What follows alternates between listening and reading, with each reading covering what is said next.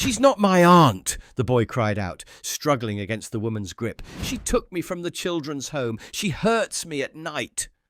The crowd froze in shock, and before anyone could react, Lance Corporal Daniel Harford threw down his rifle and rushed toward the kid. Was he able to protect that innocent little boy? Before we reveal the full story, hit the subscribe button and drop a comment below telling us where in the world you're watching from. Now, without further ado, let's get into it. The late June sun beat down on Buckingham Palace as tourists gathered along the barriers. Lance Corporal Daniel Harford maintained his legendary stillness, the scarlet of his uniform absorbing the summer warmth while his face betrayed nothing. 8 years in the Royal Regiment had taught him that ceremonial duty required more than physical endurance. It demanded a specific type of awareness. While most visitors assumed the guards saw nothing, Daniel had perfected the art of observing everything while appearing to observe nothing. Through his peripheral vision, Daniel catalogued the typical tourist scene before a pair instantly registered as different. A woman in her mid-30s, expensively dressed with carefully styled blonde hair, gripping the shoulder of a boy who couldn't be more than 8. Unlike other children who strained against parents' hands, eager to get closer to the guards, this boy moved with unusual caution, his shoulders hunched inward. "Isn't this exciting, Eli?" the woman, Claire, said, her voice carrying artificial brightness that Daniel recognized from interrogation resistance training, the tone people used when they knew others were listening. The boy, Eli, nodded without enthusiasm, eyes downcast. Despite the sweltering heat that had most tourists in shorts and t-shirts, he wore long sleeves and jeans. A thin sheen of sweat glistened on his forehead, yet he made no complaint about the inappropriate clothing. As they moved closer, Daniel noticed Claire's hand slide from the boy's shoulder down his back, lingering in places where casual touch wouldn't normally remain. Eli's subtle flinch triggered the same instinctive alarm that had once saved Daniel's unit during a night patrol in Helmand Province. The recognition that something fundamental was wrong. When the crowd shifted, bringing them directly into his line of sight, Daniel caught his first clear view of Eli's face. While his expression remained carefully neutral, Daniel recognized the divided attention of someone constantly calculating risk, the same hypervigilance he'd seen in civilians in conflict zones. When Claire's attention briefly shifted to her phone, the mask slipped momentarily from the boy's face, revealing a flash of resignation that no child should know. As Eli turned slightly, his high collar shifted, revealing a cluster of red scratches disappearing beneath the fabric, the deliberate pattern of adult fingernails. Daniel's military training had included recognizing signs of torture and abuse, knowledge unmistakable regardless of context. Claire guided Eli through the crowd with a hand that never broke contact with his body. "Stay close, sweetheart," she murmured, the endearment carrying an unmistakable warning.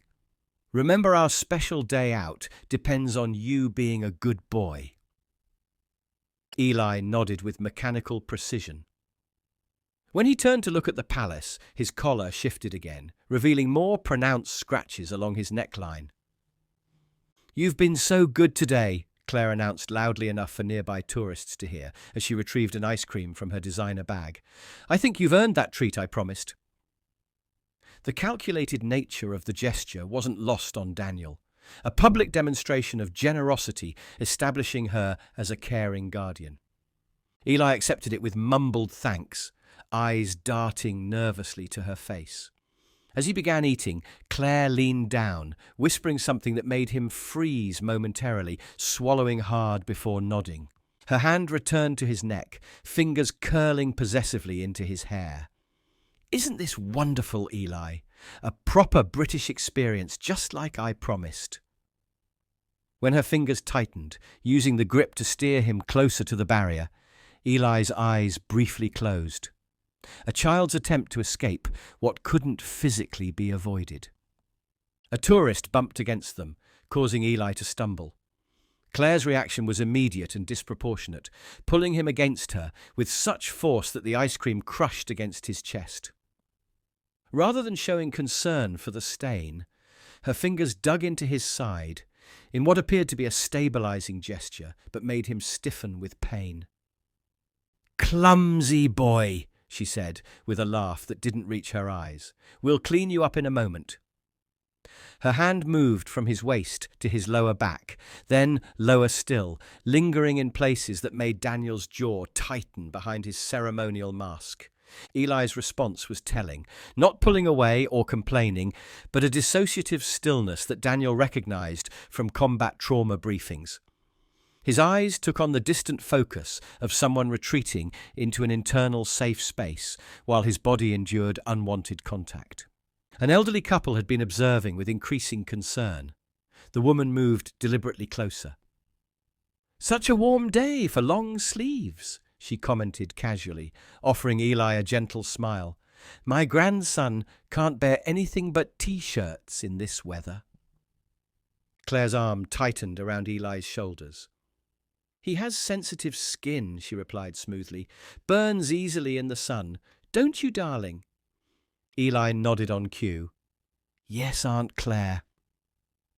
"Your nephew is very well behaved," the elderly woman continued. "Most boys his age would be climbing the barriers by now." "I've raised him properly," Claire answered with practiced modesty. "Discipline and structure are so important for children." While they talked, the elderly woman's husband positioned himself behind them, his phone angled in a way that suggested he was documenting rather than simply taking tourist photos. A young mother with 2 children moved nearby, her eyes narrowing as she observed Claire's hand sliding down Eli's back again. "Excuse me," she interrupted. "My son has the same dinosaur on his shoes. Do you like dinosaurs too?" The question, directed specifically to Eli, created uncertainty. The boy glanced at Claire for permission.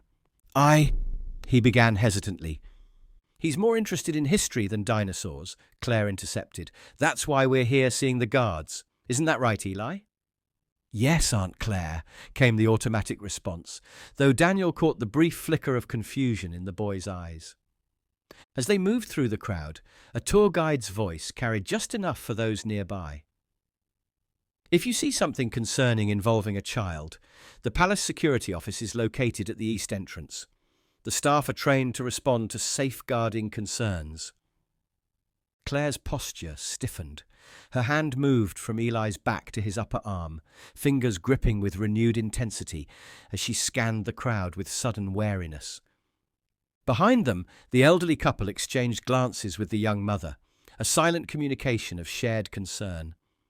The mother discreetly removed her phone, her thumb moving across the screen in what appeared to be a message rather than casual browsing.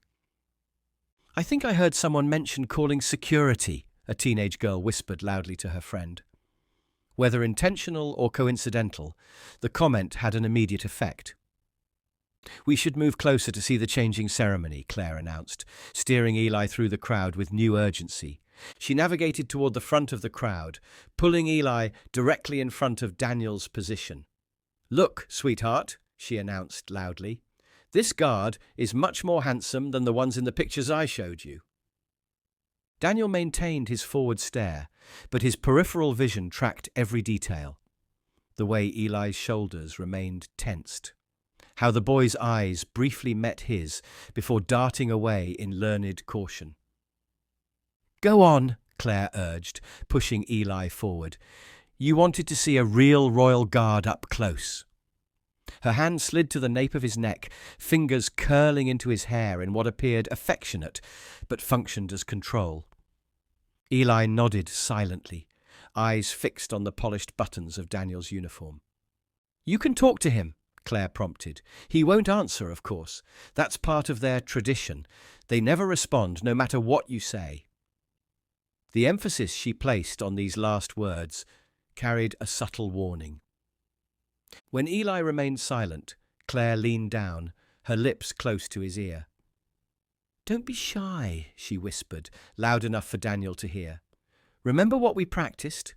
Go ahead, or our special time together tonight will have to include consequences." Eli swallowed visibly before taking a hesitant step closer. "Hello, sir," he began, the formal address incongruous from a child so young. Aunt Claire says you fought in wars before becoming a guard. From his position, Daniel could now see details invisible to most. The faint bruising at Eli's jawline, partially concealed by the high collar, the slight tremor in his small hands. Claire beamed with apparent pride, but her fingers remained firmly entwined in his hair. "Go on," she encouraged. "Tell him the other thing you wanted to ask." The boy turned back to Daniel, his voice dropping lower. "Aunt Claire lets me sleep in her bed when I'm good. She says it's our special secret." Daniel's military training had included maintaining composure under extreme stress, but nothing in combat had prepared him for the cold fury these words triggered. His expression remained perfectly neutral, while his mind calculated response scenarios with tactical precision. Claire smiled with satisfaction. "See? I told you the guards never react to anything. It's impressive discipline, isn't it?" Daniel caught fragments of concerned whispers from nearby tourists. A security officer in plain clothes had begun moving casually through the crowd, responding to what must have been reports from concerned visitors. Noticing this approach, Claire checked her watch with exaggerated concern. "Oh, look at the time! We're going to be late for our tour bus if we don't hurry." Her hand returned to Eli's shoulder, fingers digging in with renewed urgency. "Say goodbye to the guards, sweetheart. We need to go right now." Eli looked up at Daniel one last time, his eyes conveying silent desperation that cut through ceremonial duty, straight to the core of the soldier beneath the uniform. Something shifted in the boy's expression, a decision forming behind the fear. Claire began steering him away, her movements taking on new urgency. "Come along now," she insisted with forced cheerfulness. "We don't want to miss our bus." Eli took 2 reluctant steps before suddenly planting his feet. "I don't want to go," he said, barely audible. "Don't be silly," Claire replied, her smile fixed but her eyes hardening. "Remember what I promised for later?" A social worker nearby called to a palace staff member. "I believe there might be a situation developing with that child." Claire's head snapped toward her with barely concealed panic. Her fingers dug deeper into Eli's shoulder. "We're leaving. Now." Something broke in Eli's carefully maintained facade. "She's not my aunt," he declared, his voice suddenly strong enough to carry to those nearby, his eyes locked with Daniel's. "She took me from the children's home 3 weeks ago. She said she was from the adoption agency." The crowd stilled, conversations halting as attention focused on the small boy and the woman whose face had drained of colour. "She makes me do things at night," Eli continued, words tumbling out. "She hurts me when I say no. She said nobody would believe me because I'm just an orphan and she's a respectable lady." Claire's composed facade shattered. "You ungrateful little liar," she hissed, grabbing his arm with bruising force. "After everything I've done for you, taking you in when nobody wanted you."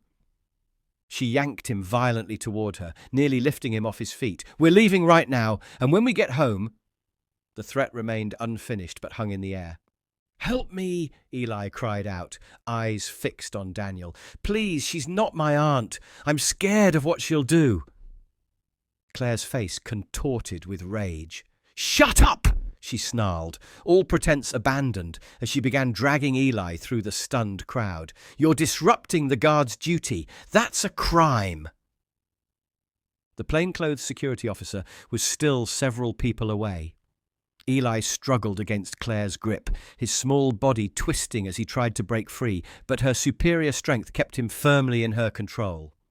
It was in this frantic moment that Lance Corporal Daniel Harford made a decision that would alter multiple lives forever. 8 years of military discipline, centuries of regimental tradition, and the sacred duty of ceremonial guard, all balanced against a child's desperate plea. The crack of his boots against stone shattered the ceremonial silence as Daniel stepped forward. In one fluid motion born of combat training, he grasped his rifle by the barrel and deliberately set it aside against the sentry box. an act so unprecedented that tourists gasped audibly, cameras swinging toward him in disbelief. 3 swift strides brought him to the barrier, which he vaulted with precision. The crowd scattered before him, creating a direct path to Claire, who had frozen in shock. Her momentary hesitation gave Eli the chance to wrench against her grip, though she recovered quickly. "Release the boy! Now!" Daniel's voice carried the full authority of his military command, the first words he had spoken during his entire duty shift. The ceremonial guard tourists, thought of as decorative, had transformed into a soldier with combat-hardened reflexes, moving with lethal focus. Claire recovered from her initial shock. "This is absurd," she declared loudly, addressing the gathering crowd. "This is my nephew having a tantrum because he doesn't want to leave." Daniel continued his approach. "I heard what the boy said, and I've been watching you since you arrived." Claire's grip on Eli's arm tightened to white-knuckled intensity. "This is none of your business. You have no authority here. Get back to your post." "Palace grounds. Queen's regiment. That gives me all the authority I need." His focus remained locked on her hands where they gripped Eli's arm. "Last warning. Release the boy." "He's confused," Claire insisted, voice rising as she addressed the surrounding tourists. "Tell them, Eli. Tell them I'm your aunt and you're just upset about leaving." Eli remained silent, his eyes fixed on Daniel with desperate hope. When Claire shook him roughly, demanding a response, tears spilled down his cheeks. "I've seen the bruises," Daniel stated flatly. "The scratches. Heard what he said about your special time together. Release him. Now." Claire's expression contorted with rage and calculation. "You're making a terrible mistake. Do you know who I am? My brother is on the city council. There will be consequences for this harassment." "The only consequence that matters is the one facing you right now," Daniel replied, closing the final distance. "Let him go." When Claire's fingers only tightened further, causing Eli to whimper in pain, something shifted in Daniel's controlled demeanor. Without warning, his arm shot forward with combat-trained precision, the flat of his palm connecting with Claire's cheek in a slap that echoed across the stunned courtyard. The force of the blow caused her to stagger sideways, her grip on Eli breaking. The moment he was free, the boy darted behind Daniel, small hands clutching the back of his scarlet tunic. Claire steadied herself, one hand pressed against her reddened cheek, eyes wide with shock that quickly transformed to outrage. "You struck me! That's assault! I'll have your job for this!"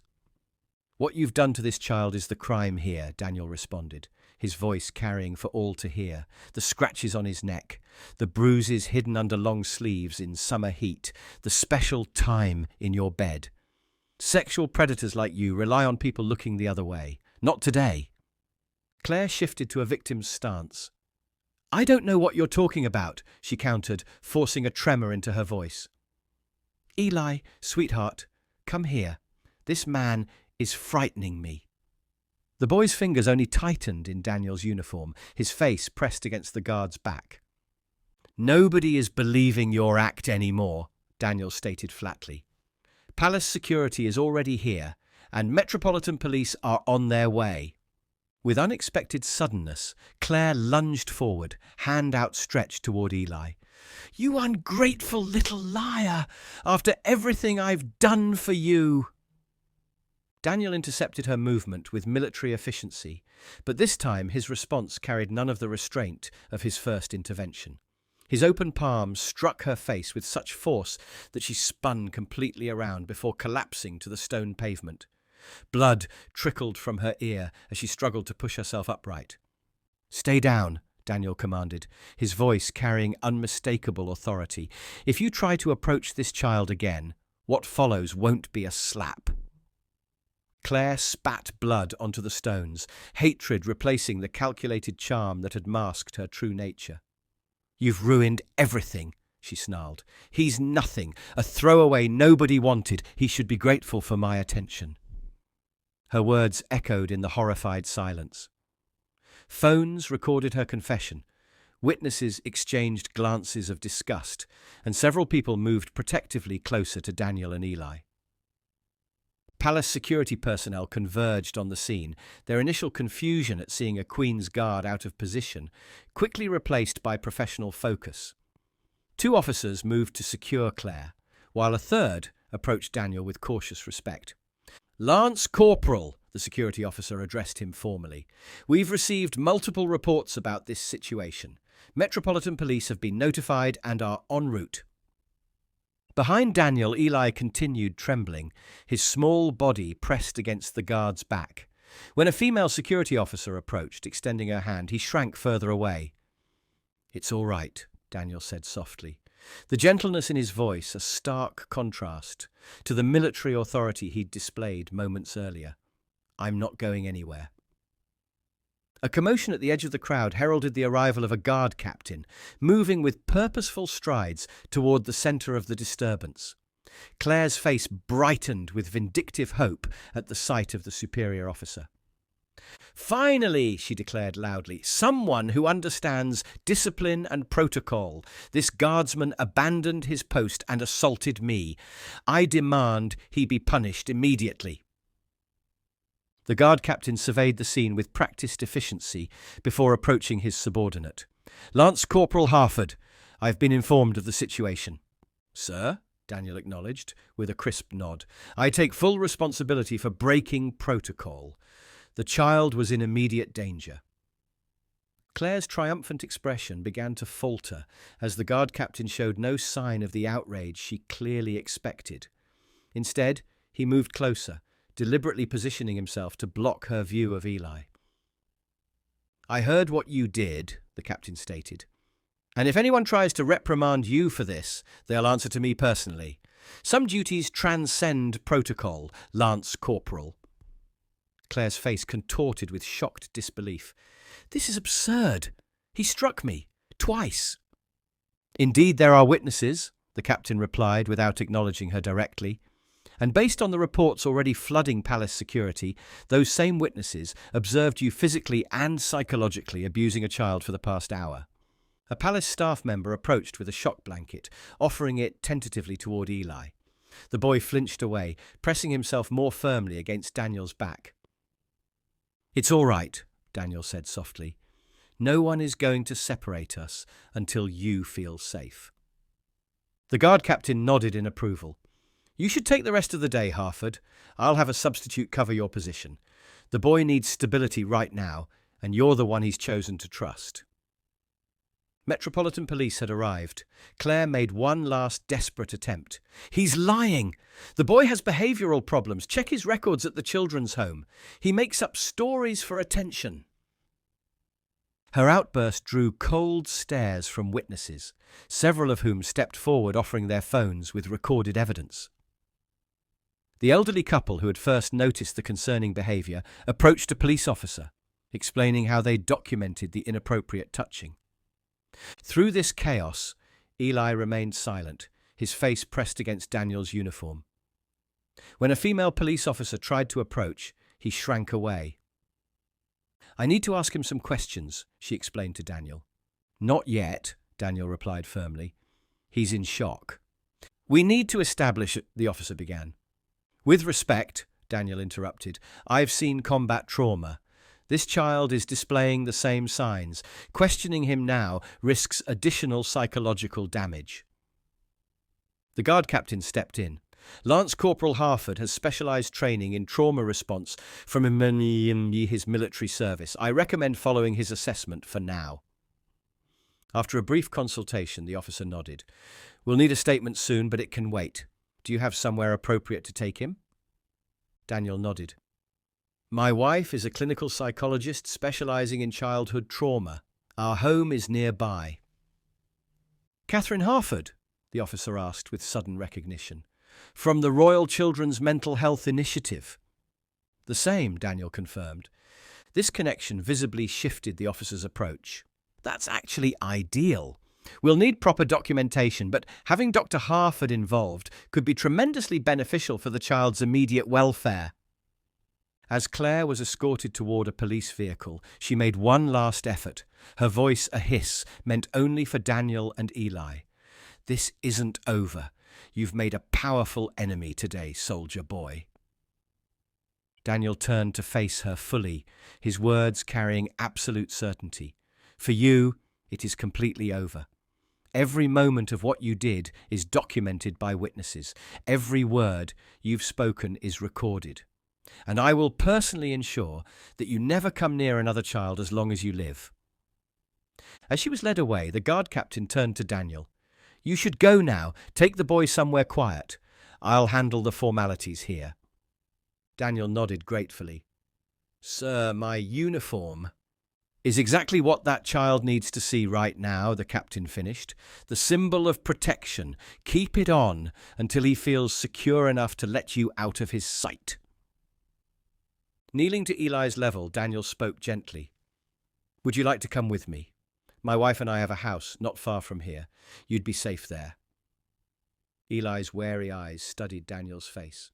"She said she'd find me if I ever told anyone. She said no one would believe me." "I believed you," Daniel replied simply. "And I promise you, she will never come near you again." "Do you have to go back to guard duty after I leave?" Eli asked, his voice small. "Not today," Daniel assured him. "I'll stay with you as long as you need me to." For the first time, Eli's grip on Daniel's uniform loosened slightly. "Promise?" "Soldier's honor," Daniel replied, offering his hand. After a moment's hesitation, Eli's small fingers wrapped around 3 of Daniel's. The taxi pulled up before a Victorian townhouse in a quiet London neighbourhood. Inside, Catherine Harford stopped abruptly at the sight that greeted her.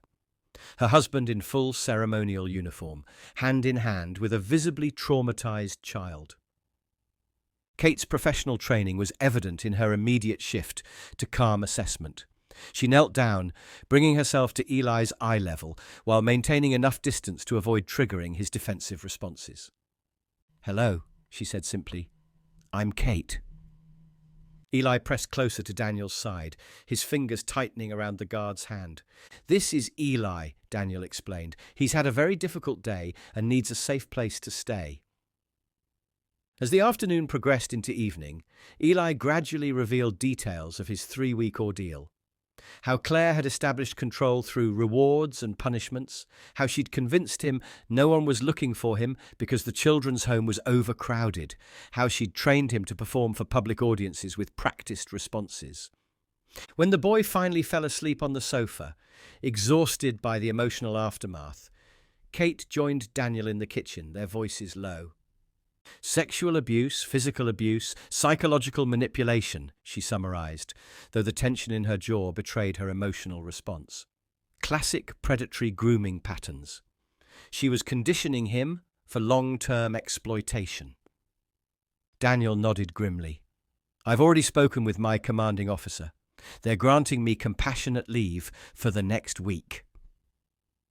Kate's hand found his across the table. "You did the right thing today. Breaking protocol, the physical intervention, all of it." "What happens to him now, after the immediate investigation?" Kate's expression softened. "Most likely return to the children's home, followed by placement with a vetted foster family." "Unless," Daniel began, then paused, studying his wife's face carefully. "Unless there's an alternative," Kate finished, a silent communication passing between them. Conversations they'd had many times before about their shared desire to provide a home for children who had experienced trauma. "We're already cleared as emergency foster carers through your work with the Trauma Initiative," Daniel noted, "and we've completed most of the certification for adoption." 3 days later, the detective assigned to Eli's case arrived with Ms. Reynolds from Children's Services. Claire Morgan, though that's not her real name, has been formally charged with multiple serious offences, the detective explained. "The evidence against her is overwhelming and she'll remain in custody throughout the legal proceedings." "She can't get out?" Eli asked, fear evident in his voice.